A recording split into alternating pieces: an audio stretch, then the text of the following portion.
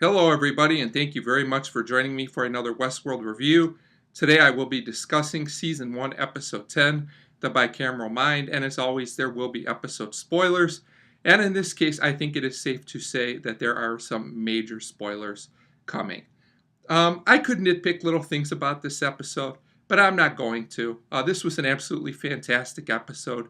Easily the first great episode of Westworld, in my opinion, as everything just worked perfectly, in my opinion, pretty much from beginning to end. Like I said, maybe a few little plot points here or there, but I'm not going to worry about them. This episode did what all great television does, in my opinion, in that it was emotionally satisfying.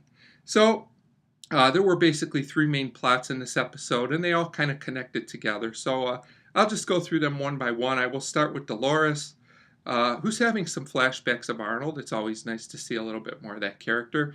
And we get a little bit more talk about the maze. This is intercut with scenes of Dolores and the Man in Black. And we learn that Arnold never intended for the park to be opened. And Dolores was the one that helped to kill all the other hosts, along with Teddy, and that Arnold really wanted the park destroyed. This all fits in with everything we've learned so far. What was really interesting is that we learned that the Man in Black actually bought this world and that he owns a great majority of the park, if I'm understanding that correctly, which is a plot point I never thought of, but it makes sense with how invested he is in everything. But what we really got was a connection between the Men in Black and William, which I think we all knew was kind of coming at this point. But surprisingly, it didn't lessen the impact, at least for me. I thought they did a good job in writing these scenes together. We basically get more of William's story. We see how he had a falling out with Logan, and basically that the Men in Black and William are the same person, just in a different loop or a different timeline. However you want to look at it is fine. This leads to a scene where Dolores finds out. She's not happy. It almost seems like she feels kind of bad for the Man in Black, or William, whatever you want to call him in a way. But this leads to a fight. She basically beats the Man in Black up. She beats him up pretty good, but eventually she can't do him in, of course, and he turns the tables on her. But Teddy saves the day, at least momentarily, by shooting the Man in Black. But of course, he's still alive and he's still looking for the maze, which leads us to a short scene later in the episode between the Man in Black and Ford. It's always nice to see Ed Harris and Anthony Hopkins work well together. In my opinion, they have very good chemistry on screen. And it turns out that the Man in Black wants the host to be able to fight back. That's what he's really looking for. And he might get his wish sooner than he thinks. I'll get back to that in a little bit. The second major plot in this episode was Maeve. She's still plotting to escape.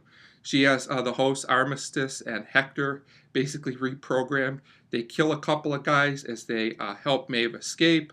Eventually, Maeve has Bernard restored, and he tells her that she's reprogrammed to try and escape, which would actually make sense with how she's gotten away with all these things she's done so far. She says she's controlling her own fate. I'm not really sure, but I guess it would kind of make sense either way. So this escape continues with a pretty well done fight scene, probably the best one on Westworld so far. Armistice, who's become one of my new favorite characters, and Hector take out a whole bunch of guys. This kind of reminded me of those late 80s, early 90s action movies where a few people take out a whole group. But because they're hosts, it made sense here. It was pretty interesting to watch. So, of course, Hector and Armistice eventually get left behind. Maeve says goodbye to Felix and compliments him on being different than most humans, which I thought was pretty interesting. And Maeve does board the train, and it looks like she can get away if she chooses to.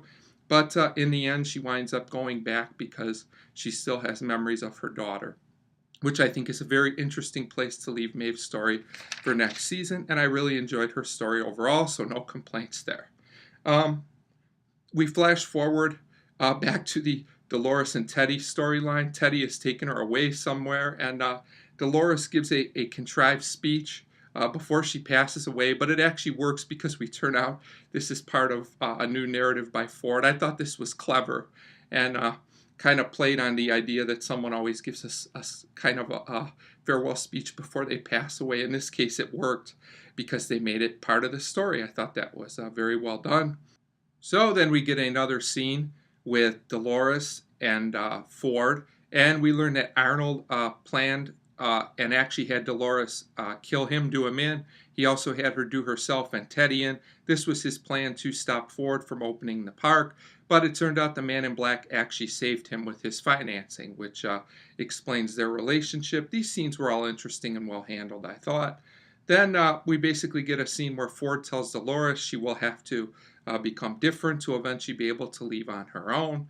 And we'll know what that means very soon. I'll get back to that here very shortly. So Ford and Bernard have a goodbye scene, which works for both of their characters. This was very strong acting by Anthony Hopkins and Jeffrey Wright, and I liked the scene quite a bit. It was a nice send-off for these two characters being together.